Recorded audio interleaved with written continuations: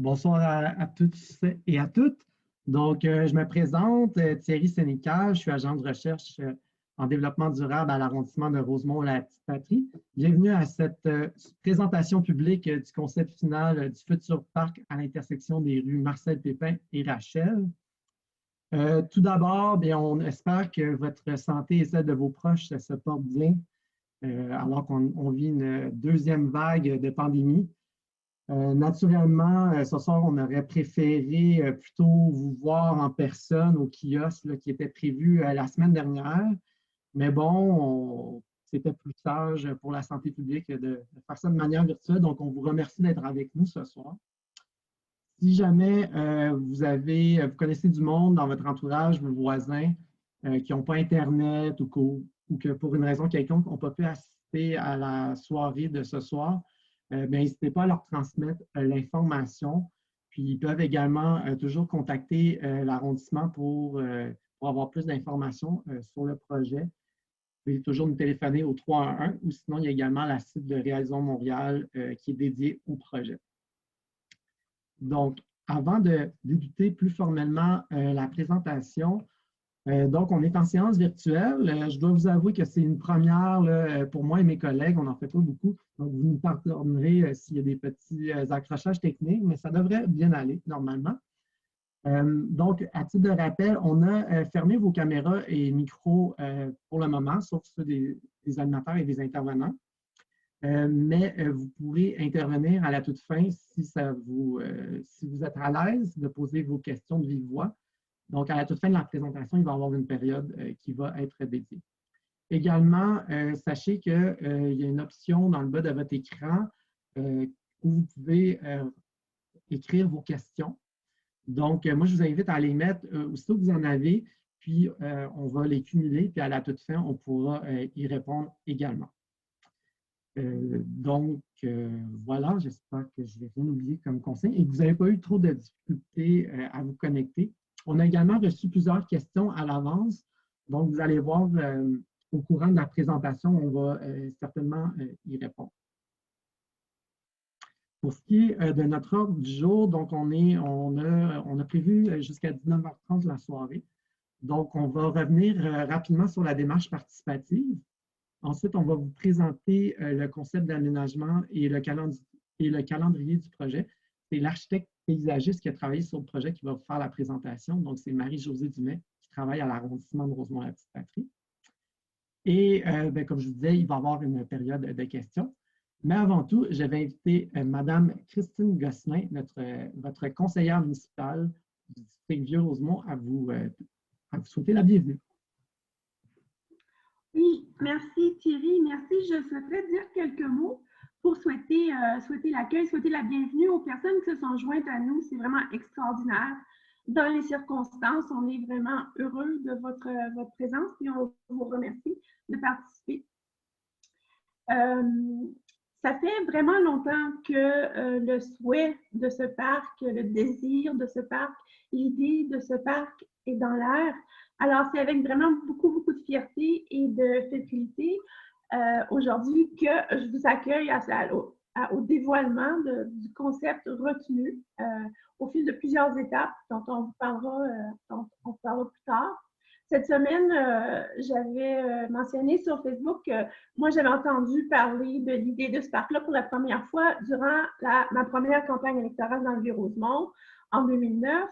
Et quelqu'un a écrit « Oh mon Dieu, la ville est très lente, ça prend tellement de temps à faire des choses, c'est une éternité. » Eh bien, quoi qu'il en soit, ça date d'avant ça parce que, en fait, en 2007, c'est la première mention que j'ai, c'est en 2007, il y a eu la présentation d'une pétition au maire de l'époque, André Lavallée, pour la création d'un parc dans les environs, pas nécessairement précisément à cet endroit, mais quelque part sur le site de l'ancien centre Préfontaine. Alors, voyez-vous, ça fait un bon bout de temps. Mais il y a des raisons pour toutes ces longueurs-là et moi, je suis vraiment confiante qu'aujourd'hui, on en est arrivé à un concept qui est vraiment très époustouflant et dont on peut être fier pour un petit parc, un parc de quartier, qui maintenant est ceinturé d'habitations de tous les côtés, sauf sur Rachel, et qui va vraiment faire office d'un lieu de rencontre dans ce milieu-là. C'est vraiment important d'avoir ces lieux dans les quartiers. On l'a pensé aussi pour qu'il y ait des rencontres entre les générations, entre les personnes de différentes provenances qui habitent autour, leurs différents âges, leurs différents statuts. Mais vraiment, il va être au cœur de toute cette vie citoyenne et on espère que vous y ferez de nombreuses rencontres et que vous y passerez d'excellents moments. Vous savez, c'est un site qui est vraiment au-delà de son idée en tant que parc. C'est un site qui est vraiment très riche en histoire et dont l'exceptionnalité historique a été formellement mentionnée à plusieurs reprises. Vous savez, c'est presque comme si on se parlait, nous aujourd'hui, notre processus et ce site, comme si on se parlait de grandes pandémies en pandémie, parce que vous n'êtes pas sans savoir, bien sûr, que le site est lié au bâtiment d'origine qui s'y trouvait, l'hôpital Merling, qui était un hôpital qui avait été construit pour servir d'hospice durant la grande épidémie de variole qui a sévi à Montréal dans les années 1985-86, donc il y a 135 ans. Et ensuite, bien sûr, le centre a continué de jouer une vocation sociale, médicale à travers les années. Et puis ensuite, il a été abandonné. Ce site fait aussi partie de l'histoire de la lutte pour l'habitation à Montréal. En 2001, il y a eu un très célèbre, très médiatisé squat à cet endroit. Donc, ça fait vraiment partie là, de plusieurs grands événements qui ont marqué notre ville. C'est un tout petit terrain, mais il a cette richesse. C'est presque comme un site de l'archéologie de la mémoire. Et puis, je suis vraiment contente qu'il va servir. Quand j'ai pensé à 2007 et la pétition, je me suis dit, ben, les enfants pour lesquels on réclamait ce parc en 2007, ils sont déjà grands. Ils vont peut-être pas jouer à des jeux d'enfants, mais j'espère quand même qu'il va être visité et qu'il va être bien utilisé. En tout cas, moi, j'en suis convaincue parce que c'est un parc. Vous allez voir le concept, il est vraiment très, très, très, très séduisant. Alors, je vous souhaite une bonne soirée et à bientôt. Au plaisir de répondre à vos questions.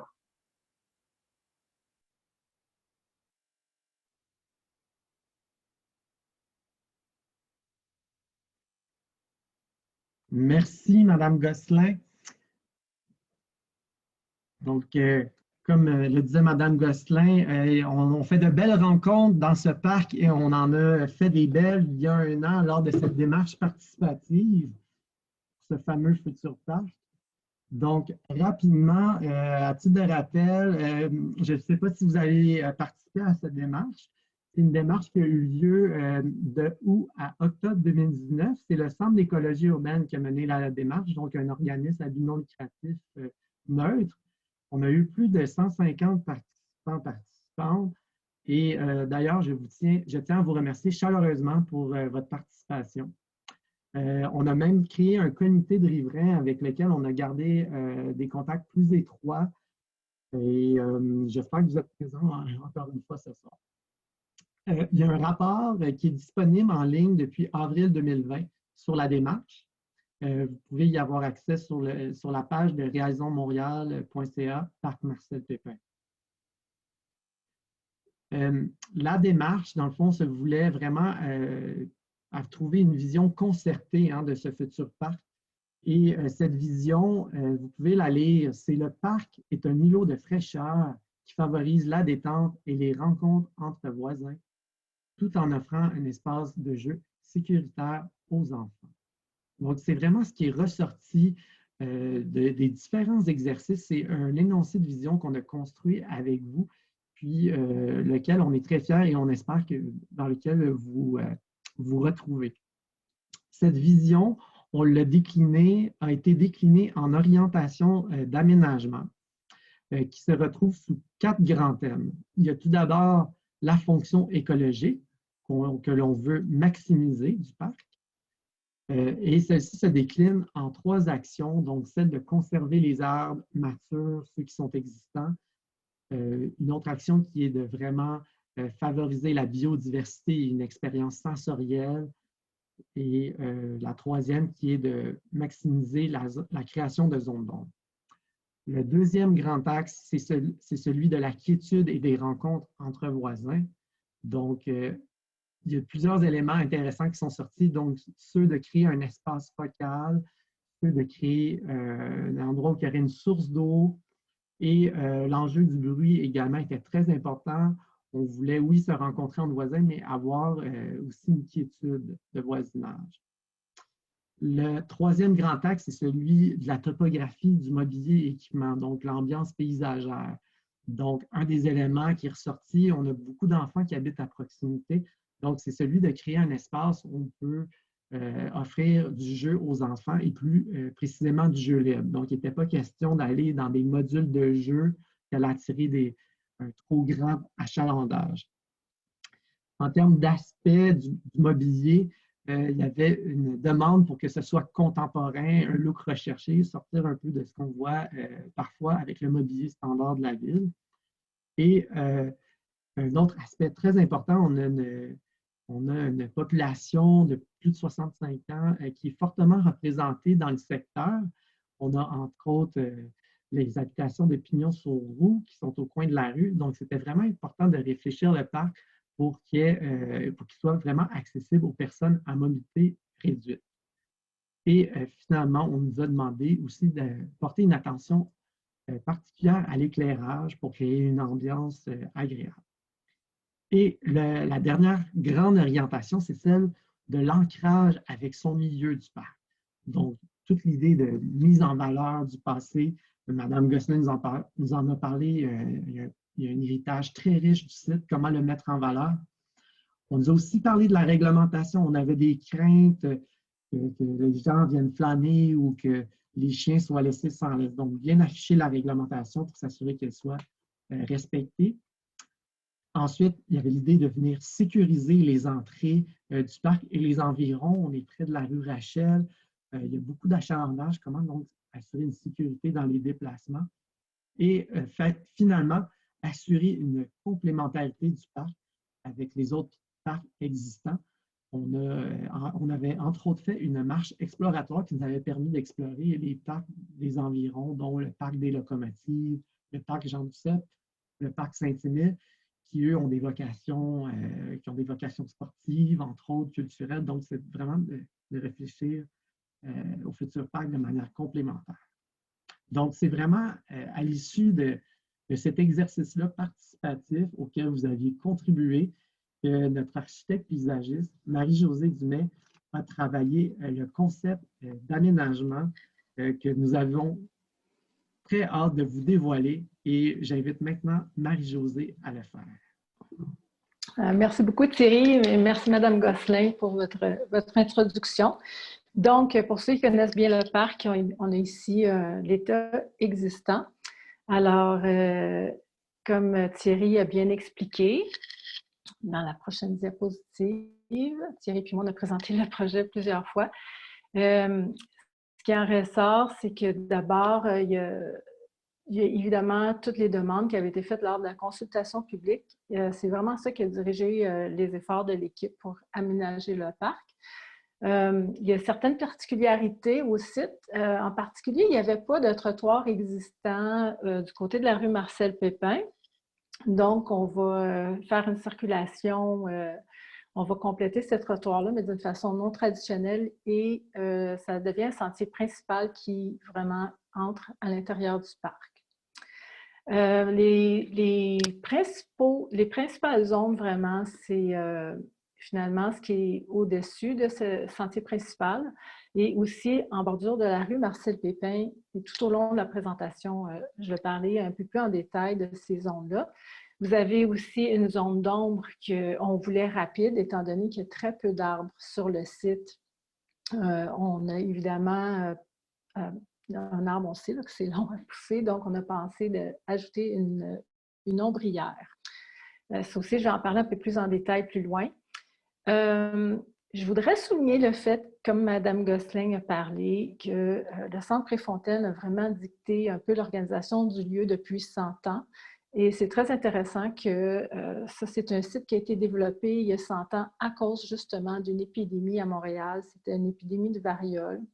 Et comme moi, je me suis retrouvée finalement à faire l'organisation de ce parc-là pendant la COVID-19. Ça a quand même un peu dirigé ma réflexion. On voulait avoir au début un espace central vraiment pour que tous les gens puissent se réunir, mais avec les développements qu'on a eus les derniers mois, j'ai pensé plutôt répartir le mobilier dans des placettes à travers le parc. Alors, je peux dire que ça l'a vraiment impacté un petit peu l'organisation du site. Mais sinon, on veut un site qui va être résilient, qui va vraiment pouvoir faire ses preuves dans le temps. Alors, on va passer à la prochaine diapositive. Et une des choses les plus importantes qui avait ressorti de la consultation publique, c'était vraiment la valeur écologique qu'on veut, la fonction écologique qu'on veut donner à ce lieu-là. On a quelques arbres existants. Tout ce qui est marqué avec le chiffre 1 sur le plan, ce sont des arbres existants qu'on va pouvoir conserver. Et la plupart des arbres, on a été capable de les conserver, sauf pour quelques-uns.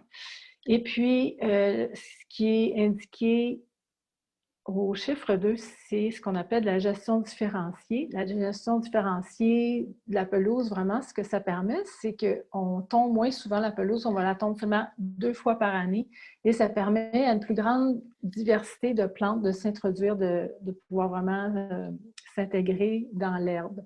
Ça devient très intéressant, ça peut amener des fleurs, par exemple.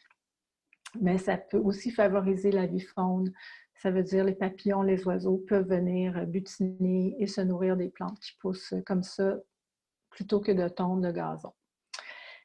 Finalement, la zone 3, c'est une zone, on appelle ça une noue végétale, c'est une zone vraiment qui va servir à absorber les surplus d'eau, de ruissellement de pluie, parce qu'on veut de plus en plus à la Ville de Montréal récupérer ces eaux-là, les empêcher de ruisseler vers les écoutes pluviales, et ainsi, ce que ça fait, c'est que ça ménage le fleuve. Ça garde les eaux sur le sol plutôt que de les envoyer rapidement vers le fleuve Saint-Laurent.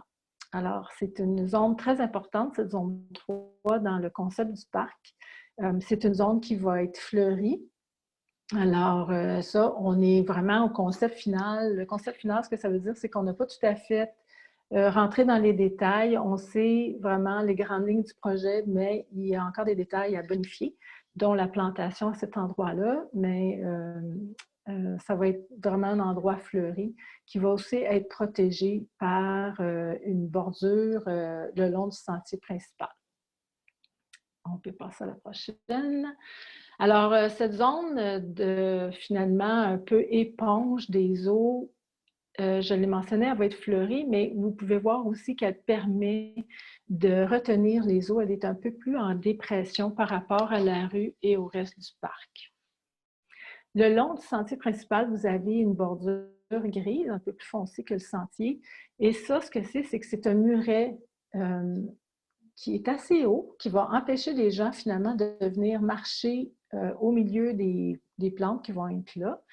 Et on veut vraiment protéger cette nature-là. On veut que ce soit la place soit complètement à la nature. Et tout ce qui est de l'autre côté du sentier est vraiment réservé aux jeux et au passage des passants.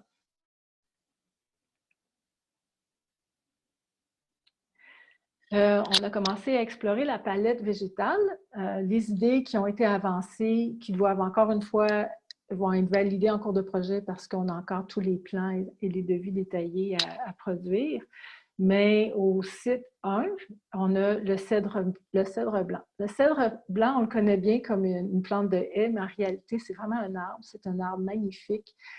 C'est un conifère qui permet vraiment aux oiseaux en hiver de se réfugier et de se nourrir. C'est une plante qui a été un peu... c'est un arbre qui a été un peu méconnu là, pour vraiment sa capacité Ben, d'abord, c'est une plante indigène, donc sa capacité de protéger et de nourrir la faune au Québec, c'est vraiment une plante très importante. Mais ça va aussi faire un écran visuel entre le parc et le stationnement qui est de l'autre côté du parc. Donc, c'était sa raison d'être, surtout, c'est un écran visuel pour les usagers. Au secteur 2, vous avez des pins. Alors là, il y a 5 pins. Les variétés sont à déterminer.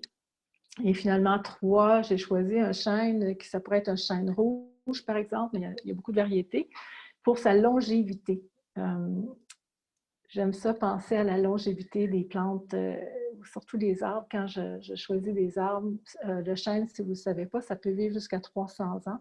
Donc, c'est le regard de l'architecte paysagiste qui peut se projeter jusqu'à vraiment 300 ans, qui est représenté ici par l'utilisation du chêne. Les tilleuls, eux, c'est vraiment des arbres d'ombrage qui poussent quand même rapidement, qui vont pouvoir faire de l'ombrage au-dessus d'une des placettes qui est là. C'est la placette pour la zone familiale, si vous voulez.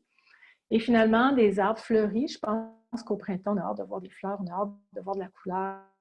Et aussi, on veut des fruits, on aime ça des fruits. Le pommetier d'Olgo produit des fruits en automne qui sont comestibles pour les humains. C'est un arbre vraiment magnifique qui est très résistant aux maladies. Finalement, les amélanchiers, c'est un peu le garde-manger des oiseaux. Alors, moi aussi, j'ai toujours un regard un peu pour nourrir la faune ailée à Montréal autant que je suis capable, et aussi les pollinisateurs. Donc, les fleurs du printemps sont vraiment importantes dans ce contexte-là. Alors, la palette végétale, vraiment, elle va représenter les 4 saisons. On a des conifères qui vont amener de la verdure en hiver. On va avoir évidemment des feuillages d'été, mais des très beaux feuillages d'automne et des fleurs de printemps. Alors, un élément très important, je l'ai déjà mentionné, c'était de pouvoir apporter de l'ombre rapidement au site. La meilleure façon de faire ça, d'une façon élégante, c'est vraiment de construire une ombrière sur laquelle on va faire pousser des plantes grimpantes. On est encore en train de développer le concept, ça pourrait changer légèrement, mais ça ressemble à ce que vous voyez présentement. Le bois, ça va être, je considère que c'est un matériau très, très convivial, très chaleureux, mais surtout, j'ai choisi le bois parce que ça permet aux plantes de grimper mieux. Les plantes grimpantes n'aiment pas le métal. Fait que ça a guidé beaucoup la sélection des matériaux pour l'ombrière. Un élément qui a été demandé par tout le monde lors des consultations publiques, ça m'a un peu surprise, mais ça m'a aussi fait plaisir, c'était d'avoir une fontaine. L'eau, c'est très important.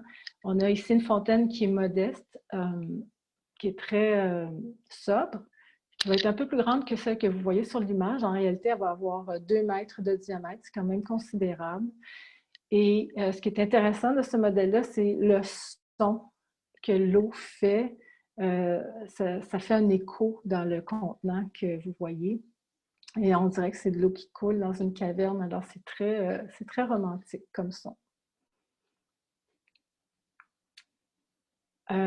Un autre élément important, c'est que les enfants, évidemment, il y a des enfants dans le quartier, on veut qu'ils soient capables de bouger, de circuler dans le site d'une façon sécuritaire, mais aussi que ça soit stimulant sans pourtant faire du nouveau parc, une aire de jeu. Donc, on veut que les parents puissent amener leurs enfants puis que les enfants y trouvent leur compte sans que ça devienne une destination pour le jeu. Alors, ça vise surtout les enfants de 0 à 5 ans. Et pour eux, on va prévoir, où vous voyez le chiffre 1, des petites buttes que les enfants peuvent grimper.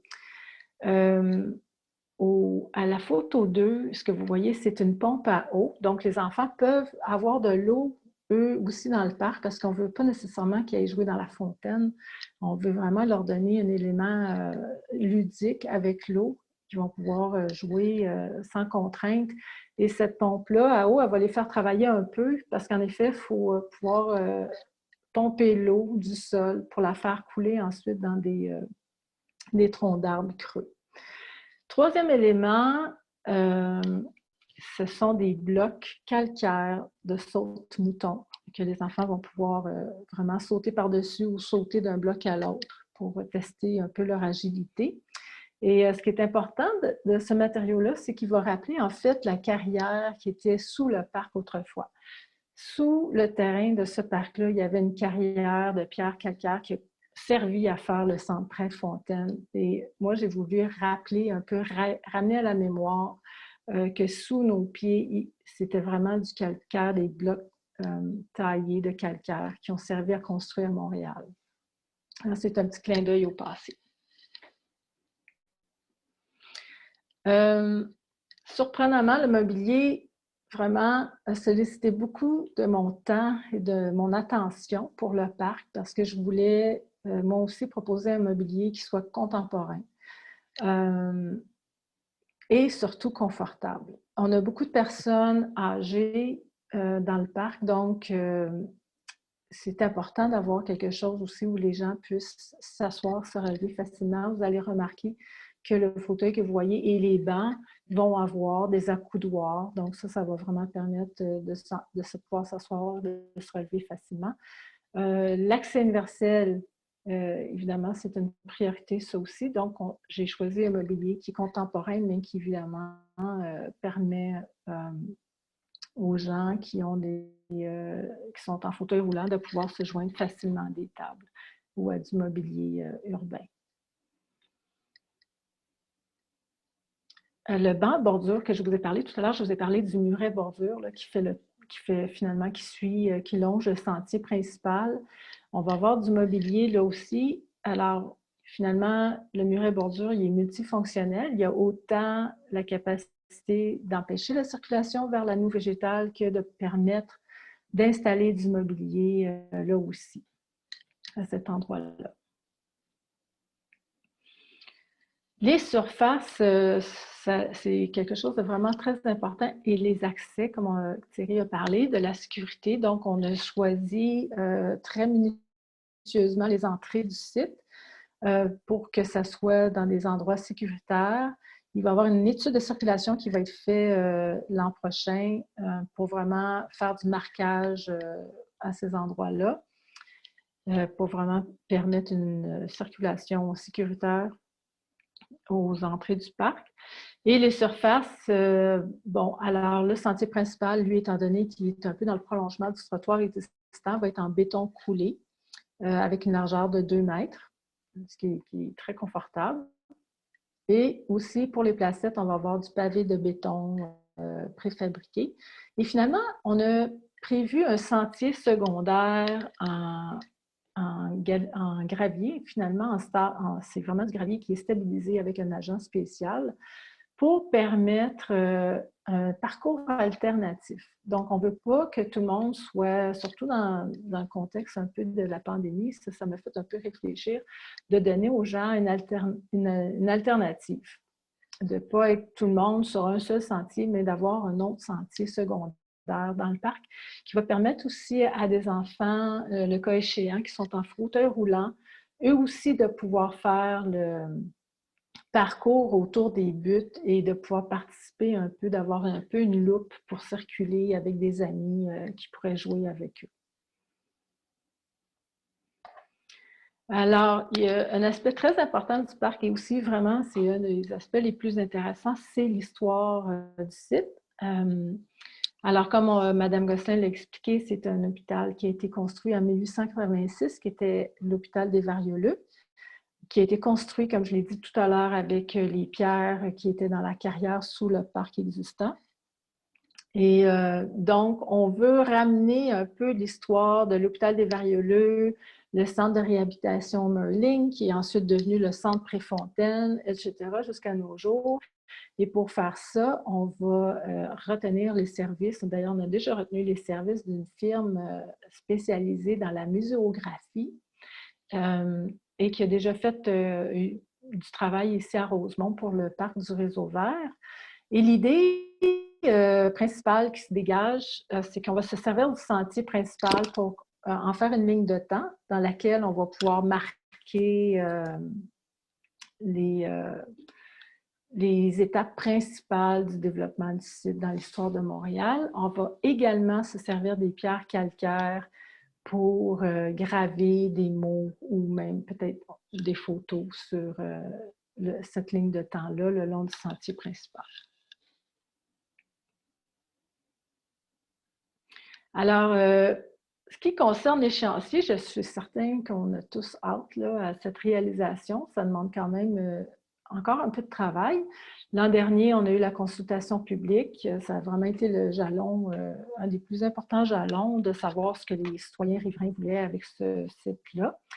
On est en train d'élaborer le concept depuis janvier dernier. Et très prochainement, vers la fin d'octobre, on va passer au plan et au devis détaillé.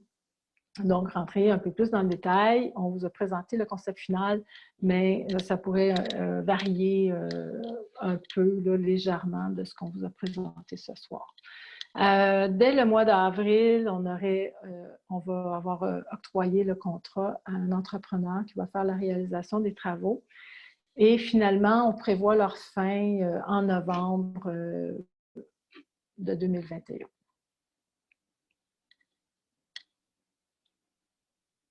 Et voilà. Bien, je vous remercie de votre attention. Je vous remercie aussi d'avoir participé à notre présentation et on est disponible pour répondre à vos questions. Merci beaucoup, Marie-Josée. J'espère que le concept vous plaît. Il nous emballe autant que nous. On va prendre maintenant les questions qui nous ont été envoyées lors de la période, des inscriptions en ligne. Donc, il y avait quelques questions sur l'échéancier pour lesquelles on a répondu. On nous avait également demandé s'il y avait une fontaine de prévue. Bon, vous avez pu voir même son aspect qui est projeté. On nous a demandé aussi c'est quoi la vocation première qui est visée du parc. Mais dans le fond, la vocation première, c'est vraiment celle qu'on retrouve dans l'énoncé de vision. Donc, on cherche vraiment un parc de voisinage qui est un oasis de fraîcheur qui permet les rencontres entre voisins et le jeu libre chez les enfants. Une autre question qu'on a reçue, c'est est-ce qu'il y a une patinoire ou pataugeoire? Donc, ben, vous pouvez le constater, il n'y a pas de pataugeoire, mais il y a une pompe à eau, par contre. Et pour ce qui est de la patinoire, non, ce n'est pas prévu. Justement, vu qu'on cherchait vraiment un parc de quartier où on voulait de la quiétude, une pataugeoire, ça n'aurait pas été compatible. Ni la patinoire, on n'avait pas assez d'espace pour installer une patinoire à cet endroit. On a eu aussi énormément de commentaires et de questions par rapport au nom du futur parc. Il y a des gens qui aimeraient que ce soit un nom de femme. On a même eu des propositions. Je peux en nommer quelques-unes. On nous a proposé René Claude. On nous a proposé Marie-Victoire Dussault, Robertine Barry, Yvette Charpentier, Gabriel Roy. Donc, il y a vraiment on a eu des très belles propositions de noms de femmes. Donc, pour ce qui est du nom, sachez que dans le fond, il y a un comité de toponymie à la ville qui s'attarde à ces questions-là, qui fait des recommandations à la ville. Puis ensuite, le nom est vraiment adopté par le conseil de ville. Et c'est sûr qu'il y a différents éléments là, qui permettent de décider le nom final. Entre autres, la nature du lieu. Par exemple, on est dans un parc. C'est quoi l'histoire du quartier? Donc, on va souvent choisir le nom avec un personnage qui a été présent dans le quartier ou avec un des thèmes. Par exemple, Marcel Pépin, bon, c'est un syndicaliste. On est dans un quartier ouvrier. Ça, c'est un exemple. On a aussi l'hôpital des Varioleux, donc on pourrait faire des liens avec tout ce qui est la médecine. Donc, c'est différents éléments comme ça qui permettent au comité de toponymie de nous faire des recommandations. Et vos propositions sont naturellement les bienvenues pour alimenter cette réflexion. Et j'avais encore des questions qui nous ont été envoyées. On m'a dit qu'il y avait des problèmes d'îlots de chaleur dans le quartier. Donc, on me demandait dans quelle mesure l'arrondissement veut s'attaquer à ce problème.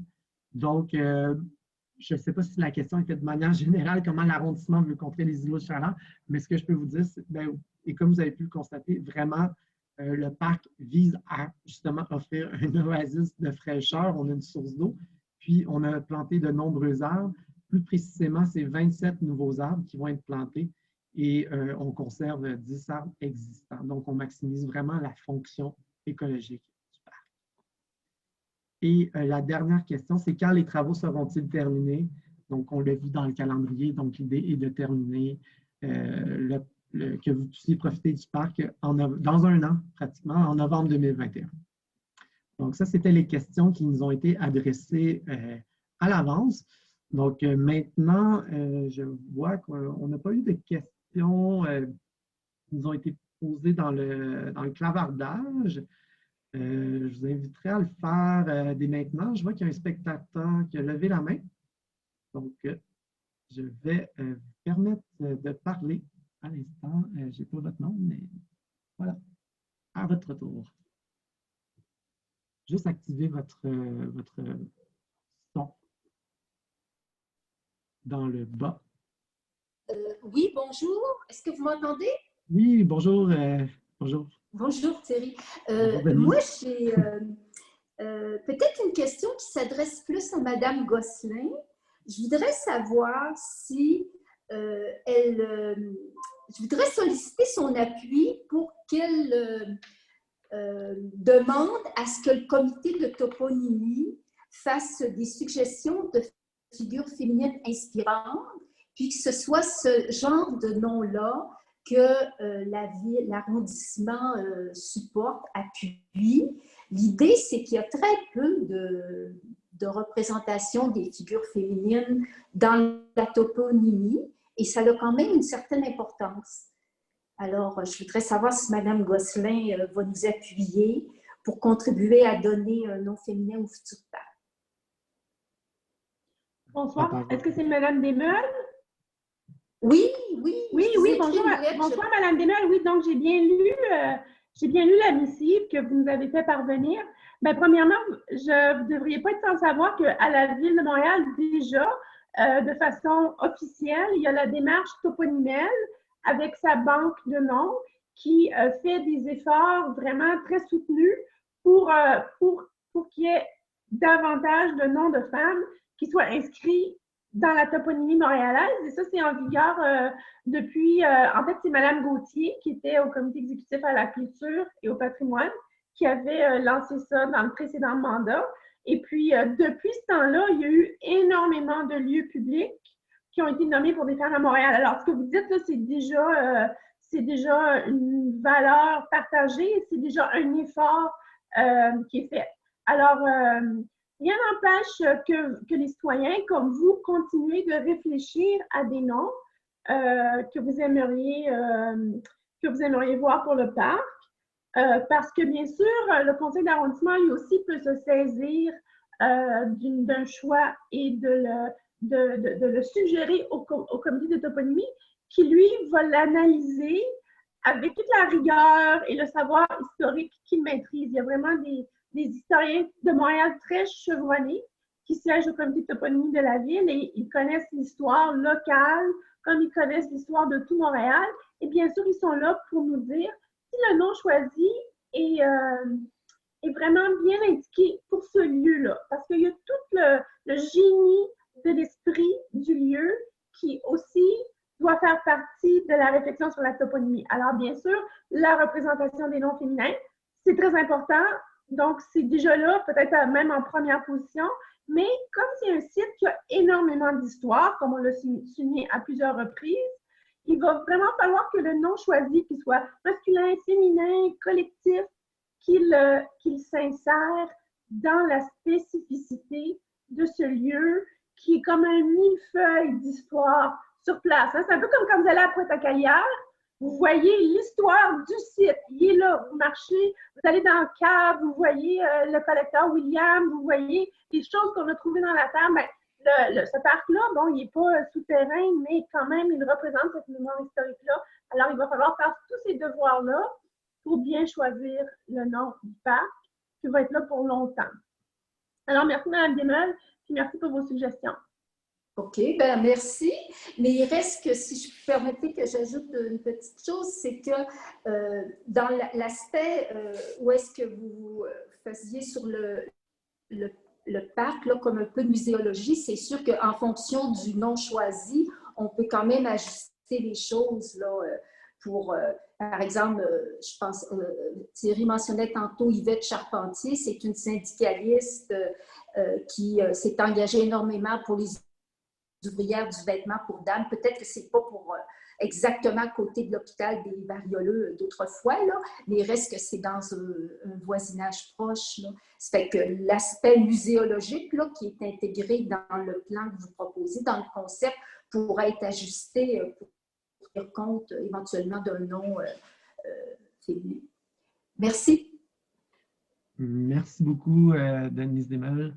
Je vais juste mettre une diapositive qui permet d'avoir une vue d'ensemble du parc. Et je vais prendre la prochaine question de M. Luc Bordelot. Donc, je vous ai autorisé à parler. Maintenant, vous pouvez activer votre son. Bonsoir. Bonsoir, vous m'entendez? Oui. Oui, écoutez, je me suis joint à la conversation un peu en retard. Ça a peut-être déjà été abordé, mais j'y vais quand même. Présentement, il y a du stationnement qui est possible sur la rue Marcel Pépin, incluant des places pour personnes handicapées. Qu'est-ce qui arriverait avec ces places de stationnement-là une fois le parc en fonction? Est-ce qu'elles seraient éliminées, conservées ou conservées, mais avec des heures réduites, là, comme autour de beaucoup de parcs à Montréal? Merci pour votre question. Pour la réponse, j'inviterai Marie-Josée à prendre la parole. Oui, merci pour votre question, M. Bordelot. C'est une question très importante. Écoutez, on va en parler lors de l'étude de circulation. Là, on en est avec la question de stationnement. Ce serait de le réserver sur un côté du parc pour un peu promouvoir la sécurité là, du côté des entrées au parc. On sert très, très important, là, les stationnements pour personnes à mobilité réduite. Donc, c'est un point important je vais vraiment souligner puis m'assurer qu'il y a une disponibilité pour ça, là, pour ne pas compliquer la vie à des gens qui ont déjà la vie compliquée.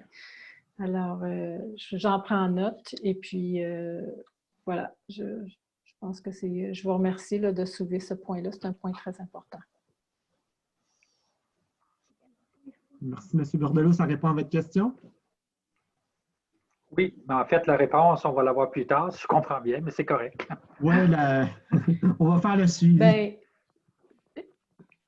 oui, c'est ça. Je veux juste vous assurer que moi, j'en prends note, puis je vais faire un suivi pour m'assurer que vous soyez bien desservis de ce côté-là.